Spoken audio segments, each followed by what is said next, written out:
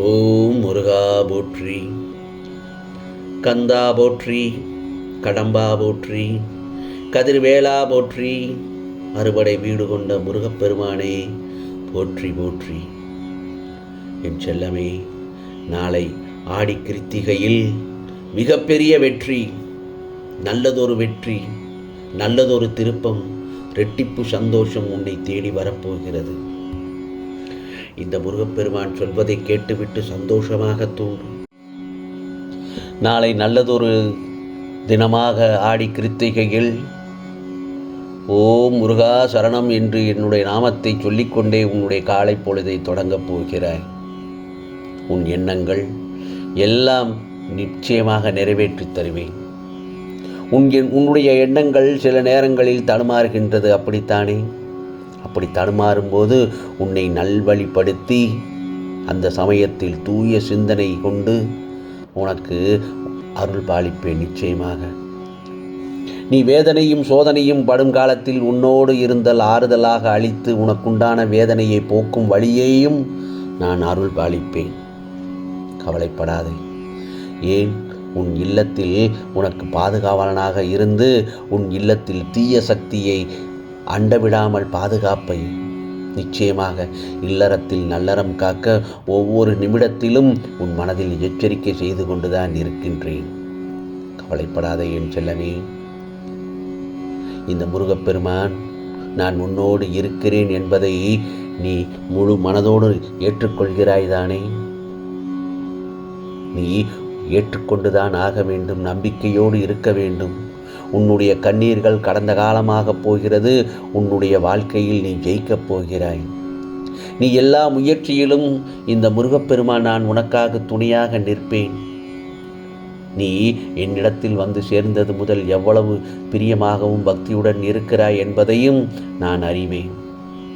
மற்றவர்கள் மீது நீ காட்டும் அன்பு, உனது சிந்தனை, நடவடிக்கைகள் பற்றி எதுவானாலும் பெருமையை நீ உயர்த்திதான் இருக்கின்றாய்.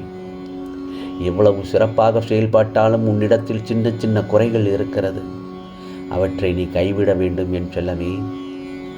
இதுதான் இந்த முருகப்பெருமானின் விருப்பம் கூட. முதலில் உன்னுடைய சுயநலத்தை ஒழித்து எல்லா உயிர்களையும் நேசி. முடிந்தவரை உனக்கு என்ன உதவி தேவைப்படுகிறதோ அந்த உதவியை அவர்களுக்கு மனதாரச் செய். உன்னை சுற்றி உள்ளவர்களிடம் நேர்மையை கடைபிடிக்க வேண்டும். அதுதான் தர்மம். என் செல்லமே, நான் சொல்வது புரிகிறதா?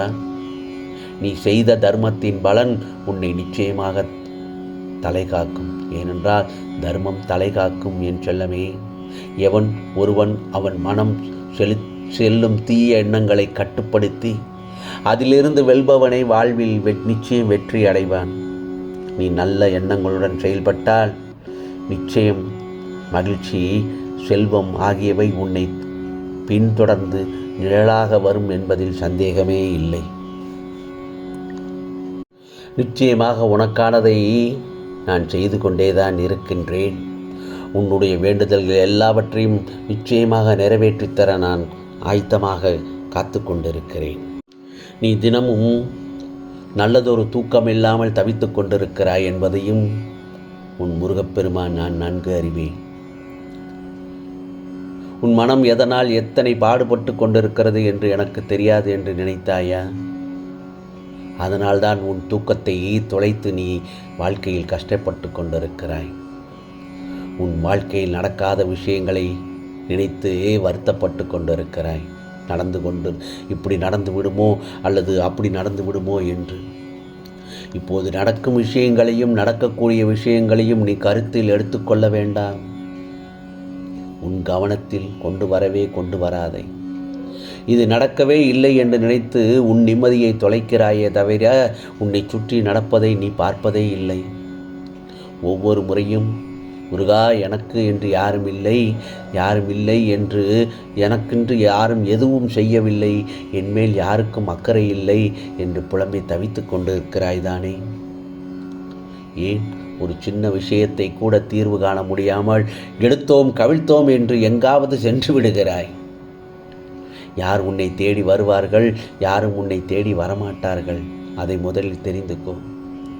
என் செல்லமே, குடும்பத்தை அனுசரித்து கொண்டு போக கற்றுக்கொள்ள வேண்டும். முதலில் புலம்புவதை நிப்பாட்டு. சற்று பொறுமையாக இருந்து அனைத்தையும் அமைதியாக உட்கார்ந்து யோசித்துப்பார். உன்னை சுற்றி இருக்கும் அனைத்து உறவுகளையும் பார்க்கிறாய்தானே, அனைத்து குடும்பத்தையும் பார்க்கிறாய்தானே. உனக்கு கண்களில் படுகிறது எல்லாம் நல்லதாகத்தான் தெரியும். புரிகிறதா? அதை விட்டு நீ கண்களை மூடிக்கொண்டிருந்தால் உனக்கு எப்படி மற்றவை எல்லாம் தெரியும்? நடந்து போனதையும் நடக்கப் போவதையும் நினைத்து கொண்டே இருந்தால் இப்பொழுது நடப்பவற்றை யார்தான் உணர்வார்கள்? முடிந்ததாகவே இருக்கட்டும். இதை உன் முருகப்பெருமான் பலமுறை உன்னிடத்தில் சொல்லிவிட்டேன். ஏன் அதையெல்லாம் நினைத்து வருந்துகிறாய்? வருத்தப்படக்கூடாது. நான் எல்லாவற்றையும் நான் பார்த்து கொள்கிறேன். நான் உனக்காக கூறும் ஒவ்வொரு வார்த்தைகளையும் ஒவ்வொன்றையும் நடத்தி காண்பிப்பேன். ஒரு சந்தோஷமான இன்ப அதிர்ச்சி நாளை காத்திருக்கிறது. உனக்கு நிச்சயமாக உன் வாழ்க்கையில் மகிழ்ச்சியான செய்தியை நாளை காலை பொழுதில் கேட்கப் போகிறாய். உன்னை சுற்றி உள்ள சிலர் பிரச்சனைகளை குறித்து அறியாதவர்களோ உன்னிடம் நடித்து கொண்டே இருக்கிறார்கள். ஆனால் நீயும் அதை புரிந்து கொள்ளாமல் அந்த பிரச்சனைகளுக்கான தீர்வை மட்டுமே நீ யோசித்து எங்கே பார்க்கலாம் என்று கேட்கிறாய். உன்னை சொல்லி குற்றமில்லை. நீ இப்போது அனுபவித்து கொண்டிருப்பது வாழ்க்கையில் நீ சந்திக்கும் தோல்விகளை பார்த்து வாழ்வில் தோற்றுவிட்டதாக நீயே முடிவு பண்ணிவிட்டாய். அப்படியெல்லாம் நினைத்து வருத்தப்படக்கூடாது. புரிகிறதா என் செல்லமே? எந்த கஷ்டம் வந்தாலும் நீ கவலையே படக்கூடாது. கவலையே படாமல் எல்லாவற்றையும் சாதாரணமாக எடுத்துக்கொள்ள கற்றுக்கொள்ள வேண்டும்.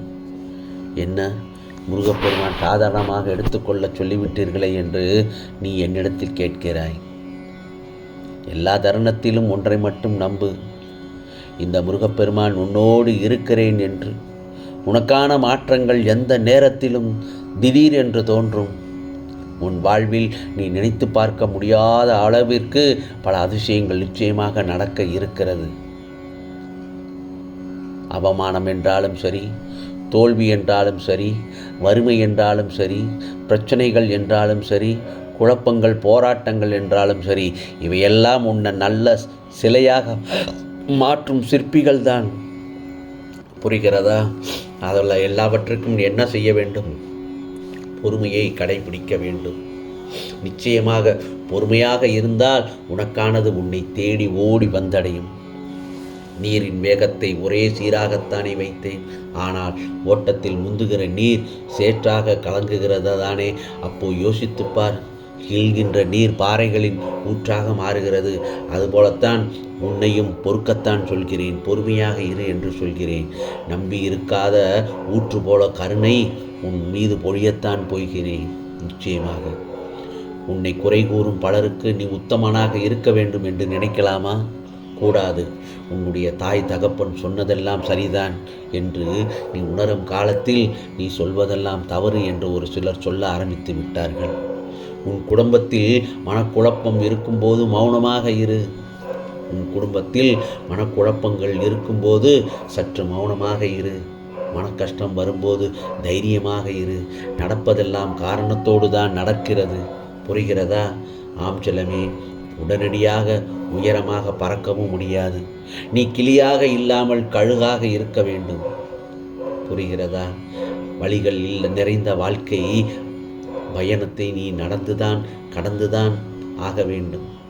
அப்படி கடந்து செல்லும்போது உன்னை இந்த முருகப்பெருமான் நான் பார்த்து கொள்கிறேன். ஒரு சிலர் நினைத்த நேரத்தில் வந்து ஒட்டிக்கொள்கிறார்கள், விலகிக் கொள்கிறார்கள். அது வாழ்க்கையில் எப்போதுமே சந்தோஷமாக இருப்பது ஒரு கலைதான். ஆனால் அதை யாரிடமும் நீ கற்றுக்கொள்ள முடியாது. புரிந்து கொண்டால் கோபம் கூட உனக்கு அர்த்தமாகத்தான் தெரியும், கஷ்டமாகத்தான் தெரியும். புரியவில்லை என்றால் அன்பு கூட அர்த்தமற்றதாக தெரியும். நீ வியப்படையும் வகையில் நிச்சயமாக நாளைக்கு இன்ப அதிர்ச்சி ஒன்று உன் இல்லத்தில் நடக்கப் போகிறது. அதை நான் நடத்தி காண்பிக்கப் போகிறேன். இந்த முருகப்பெருமான் என்னுடைய வாக்கு என்றுமே பொய்யாகாது என் செல்லமே. உன் கண்களில் இருந்து வடியும் ஒவ்வொரு துளி கண்ணீரின் வழி எனக்கு நன்றாக தெரியும். அதனுடைய வலி தாங்காமல் நீ தூங்காமல் தவித்து கொண்டிருக்கிறாய்.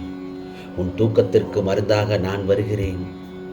ஓம் முருகா முருகா என்று என் நாமத்தை மட்டும் சொல்லிக்கொண்டே இரு. உனக்கு பக்கபலமாக நிச்சயமாக உன்னை கைவிட மாட்டேன் இந்த முருகப்பெருமான்.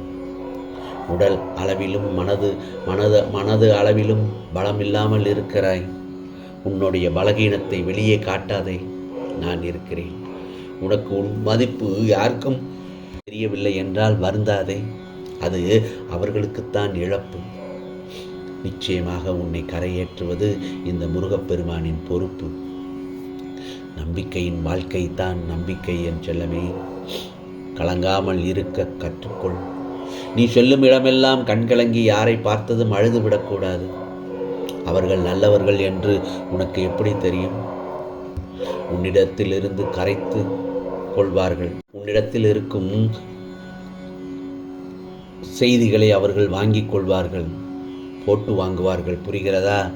யார் அவச்சொல் சொன்னாலும் அதை காதில் வாங்கிக் கொள்ள வேண்டாம்.